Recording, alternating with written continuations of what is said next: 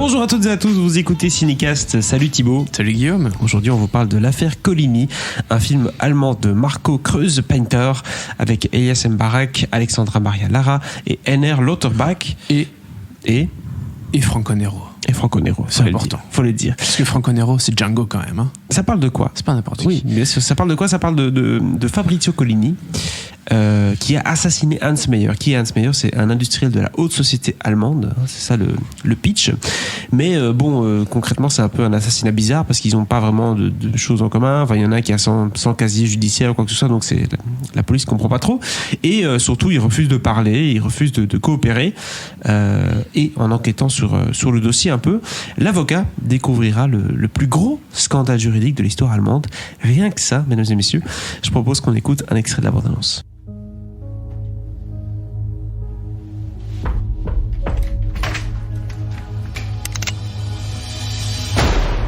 Rechtsanwalt Leinen wird Fabrizio Coligny als Pflichtverteidiger beigeordnet. Haben Sie bei der Polizei schon ausgesagt? Wie lange sind Sie jetzt Rechtsanwalt? Seit knapp 3 Monaten. Du hast einen großen Auftritt vor dir. Jetzt übertreiben wir nicht. Immerhin hat er Hans Meyer umgebracht. Was? Mattinger, ich pflege mich ganz gerne nach der Gegenseite zu erkundigen. Ich bin in dieser Familie groß geworden. Hans Meyer war sowas wie ein Vater für mich. Ich verteidige den Mörder von Hans. Du bist doch einer von uns. Du kannst so jemanden nicht verteidigen. Ich habe die Pflichtverteidigung angenommen. So einfach komme ich da nicht mehr raus. J'espère que vous avez fait des leçons d'allemand parce que ça va être compliqué de comprendre cette bande-annonce-ci. En tout cas, le film sort chez nous ce mercredi, 12 août. Oui, les Français, vous devrez attendre un peu parce qu'il est daté au 25 novembre. Exactement, c'est pour ça que je le disais. C'est un film du coup judiciaire, juridique, j'ai presque envie de dire, puisqu'il y a une question d'avocat, de magouille peut-être, de choses qui ne vont pas en tout cas dans le système législatif allemand. Thibaut, parle-nous un peu de ce film et de ce que tu as vécu en le regardant. D'accord. Alors déjà, je vais vous dire une chose. Ne regardez pas l'affiche, le poster français du film. C'est ce qu'ils vont les faire. Ouais, mais vraiment, il faut pas. Je comprends même pas que le distributeur français ait été faire un poster pareil, quoi. C'est. Franchement, je suis désolé, mais c'est gâcher le plaisir. Parce que je ne savais rien. Et franchement, si j'avais vu ce poster avant, non. Bref. Alors, il y a une petite particularité déjà à cette histoire. C'est-à-dire que Hans Meyer, ce fameux industriel allemand, avait une espèce de c'est pas un enfant adopté, mais on va dire que son petit-fils avait un bon ami qu'il a rencontré en vacances et qui est devenu presque un membre de la famille. Et cet ami, en fait, c'est l'homme qui va défendre Fabrizio Coligny, donc l'assassin d'Hans Meyer. D'accord. Pourquoi se fait-il ? En fait, Hans Meyer avait un autre nom. Je pense. Alors, je sais plus si c'est Hans qui est son vrai nom. Non, Hans n'est pas son vrai prénom. Son vrai prénom, c'était Jean-Baptiste Meyer. Et du coup, quand le... Oui, prénom très français, on va savoir pourquoi. Mais du coup, quand son je ne veux pas dire petit-fils, mais son petit-fils... par adoption, par adoption presque. Oui. Exactement. Voit le nom Jean-Baptiste Meyer assassiné, machin, il ne fait pas le lien, tu vois. Oui. Du coup, il accepte de défendre Coligny. Voilà. Et puis quand il arrive au procès, il voit toute la famille, il dit merde. Puis, non, il y a un moment, il comprend un peu plus vite que ça. Hein. Il est prêt à se récuser et à dire non.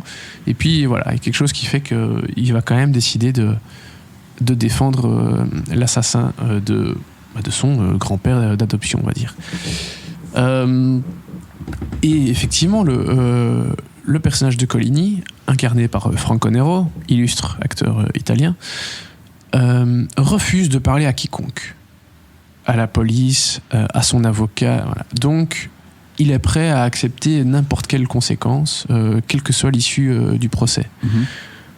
Parce que, voilà, c'était sans doute quelque chose qu'il devait faire, point. Et vu qu'il ne dit rien, en fait, en tant que spectateur, tu ne sais pas non plus pourquoi il a fait ce geste. Tu le découvres petit à petit pendant le film. Il y a un moment où voilà, ça devient évident et tu comprends même avant que l'explication ne soit vraiment donnée clairement. Mm-hmm. Et là, ça devient intéressant et c'est pour ça que je trouve que le poster français est vraiment assez honteux parce que ça te donne toutes les clés des 2 tiers du film, quoi, déjà. Donc, tu veux dire, t'as 2 tiers que tu découvres plus parce que tu sais déjà quelle sera l'issue, pourquoi, comment ou presque, tu vois. Ouais. Enfin, j'exagère un peu, mais tu comprends beaucoup plus vite. Et je trouve ça vraiment dommage de donner autant de clés au spectateur avant de voir le film. Parce que vraiment, toute l'histoire qui concerne le pourquoi du comment est hyper intéressante, elle est hyper poignante, et c'est à ce moment-là que le film se lance vraiment dans un film de procès. Il y a déjà des scènes de procès avant, mais ça prend complètement une autre dynamique, en fait. Il y a une affaire dans l'affaire, quoi, j'ai envie de dire. C'est ça. C'est ça. Exactement. Cette affaire va mettre en avant certaines lois qui empêchaient, en fait, plein de choses de pouvoir.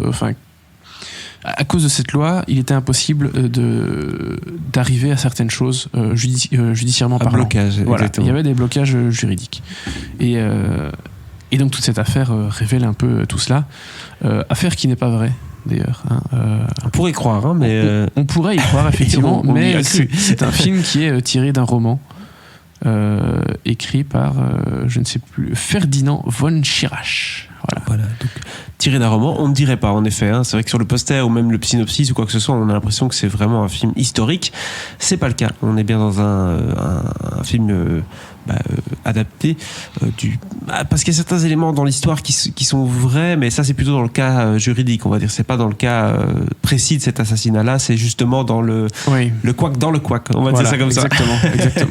Où là par contre il y a des vérités juridiques allemandes qui sont véridiques et qui valent le coup, hein, parce que ça vaut le coup de les découvrir dans ce film-là et non pas en faisant des petites recherches rapides, parce que ça gâche le plaisir que tu as pris visiblement, hein. Tu as l'air d'en parler positivement de ce film. Ah, complètement, parce que je trouve que tout le film raconte beaucoup de choses, en fait, et dit beaucoup de choses. C'est-à-dire que le personnage du jeune avocat qui est incarné par Elias Mbarek, déjà la sonorité du nom de l'acteur indique en partie ses origines, qui sont turques, donc parce qu'il y a une grande communauté turque en Allemagne, on le sait bien. Donc le fait d'avoir un personnage, et donc le personnage s'appelle Kaspar Leinen dans le film, avoir un personnage d'origine turque qui est limite le petit-fils d'adoption de ce grand et illustre industriel allemand, c'est déjà pas anodin, ça raconte quelque chose, tu vois. C'est clair. Et donc ce personnage Kaspar, au départ, il est commis d'office, en fait, de Coligny. Donc c'est vraiment le gars qui sort limite de ses études. Il a quelques affaires derrière lui, mais il a rien de cet ordre-là. Il fait son petit prodéo, quoi. Voilà, c'est presque ça. Et il a fait aucune affaire de cette ampleur avant. Donc il doit se dépatouiller dans tout ce bazar, parce que c'est très compliqué et c'est bien plus complexe que ce que ça en a l'air au début. Bien que forcément, quand ton client se tait, c'est compliqué de monter une affaire, de monter une défense. Donc voilà, je trouve que déjà le personnage de l'avocat, donc Kaspar, est hyper intéressant. Et puis forcément, ce qui rend toute cette affaire d'autant plus intéressante, c'est évidemment son lien avec la famille, parce que c'est pas le frère de la petite fille de Hans Meyer. C'était un frère, pas un frère de sang en tout cas. Du frère coup, de cœur. Quand ils étaient jeunes, il y a eu des petites choses entre eux.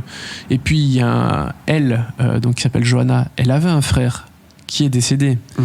Donc il y a plein de choses. Il y a du drame familial aussi. Le passé là, qui est sous-jacent et qui effectivement va avoir, d'une certaine façon, ressurgir un petit peu aussi. Donc voilà, il y a plein de choses qui sont liées. C'est hyper intéressant, c'est hyper bien construit, c'est hyper bien joué. Voilà, moi franchement j'ai adoré, quoi. Une petite leçon allemande là de cinéma, j'ai envie de dire, avec bien ce sûr. film. Mais ils sont doués les Allemands pour faire ce genre de film, et j'en dirai pas plus parce que c'est un type de film précis. Des films à sujet. Et Dieu sait qu'ils en ont fait un paquet sur ce sujet-là. Oui. Mais ouais, non, c'est très réussi, vraiment. C'est combien impeccable. d'étoiles du coup pour l'affaire Coligny? Un bon 3 étoiles. 3 étoiles pour l'affaire Coligny, qui est donc au cinéma ce mercredi 12 août.